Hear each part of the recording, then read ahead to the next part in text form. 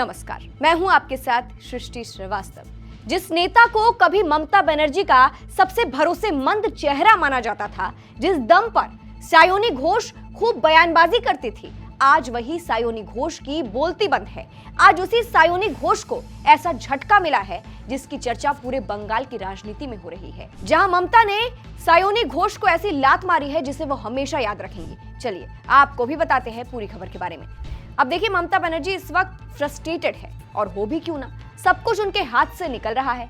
इतना बुरा वक्त चल रहा है, सभी अपने उनका साथ छोड़ रहे हैं, अपनी ही पार्टी के नेता खिलाफ है। तो ऐसे में ममता बनर्जी का ये गुस्सा उनकी करीबी माने जाने वाली नेता सायोनी घोष पर निकला है। सायोनी घोष को लेकर ममता बनर्जी ने ऐसा फैसला लिया है जिससे कहा जा रहा है कि ममता बनर्जी ने सायोनी घोष को लात मार दी है। दरअसल खबर है कि पश्चिम बंगाल की मुख्यमंत्री ममता बनर्जी ने पार्टी की युवा और महिला इकाइयों में नए चेहरों को जिम्मेदारी सौंपते हुए सांसद सायोनी घोष और सांसद माला रॉय को उनके प्रमुख पदों से हटा दिया है। ये फैसला ऐसे समय में लिया गया है जब तृणमूल कांग्रेस के अंदर मतभेद और नाराजगी की चर्चाएं तेज है। राजनीतिक जानकारों का मानना है कि ममता बनर्जी पार्टी में अनुशासन बनाए रखने और संगठन पर अपनी पकड़ और मजबूत करने के लिए लगातार सख्त कदम उठा रही है। इसी वजह से उनके हालिया फैसलों को सिर्फ सामान्य संगठनात्मक बदलाव नहीं, बल्कि पार्टी के भीतर स्पष्ट संदेश देने की रणनीति के तौर पर भी देखा जा रहा है।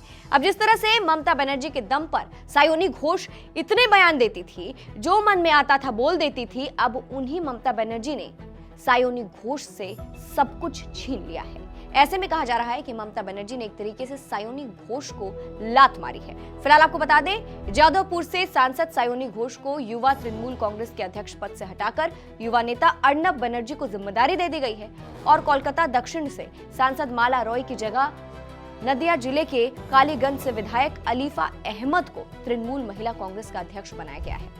वही इस खबर पर जनता भी रिएक्ट कर रही है। एक यूजर ने लिखा, ममता जी ने फिर साबित कर दिया कि टीएमसी में वफादारी नहीं, सिर्फ आज्ञाकारिता चलती है। और सायोनी घोष को भी समझ आ गया होगा कि जिस राजनीति में सवाल पूछने की जगह नहीं, वहां अगला नंबर किसी का भी हो सकता है। दूसरे यूजर ने लिखा, ऐसे गद्दार को कौन अपने दल में रखना चाहेगा। एक और यूजर ने लिखा, मदीना मक्का की महिला, बांग्लादेश में उनकी बहुत मांग है।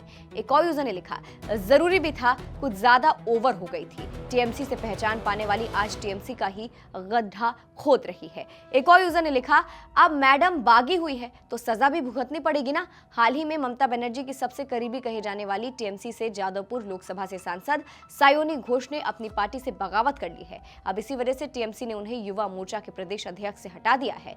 इनको राजनीति में पहचान ममता बनर्जी ने ही दिलवाई थी।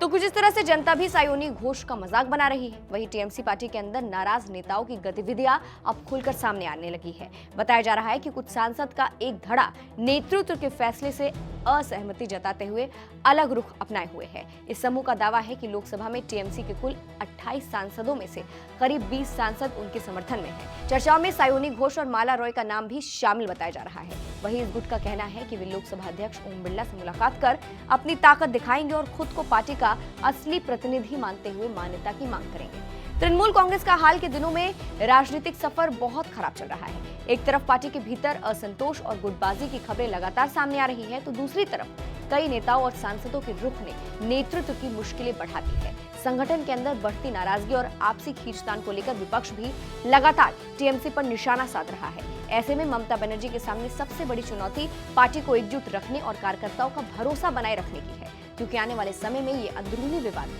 पार्टी की राजनीतिक ताकत पर असर डाल सकते हैं। फिलहाल इस पूरी खबर को आप कैसे देखते हैं, कमेंट करके जरूर बताइएगा। नमस्कार।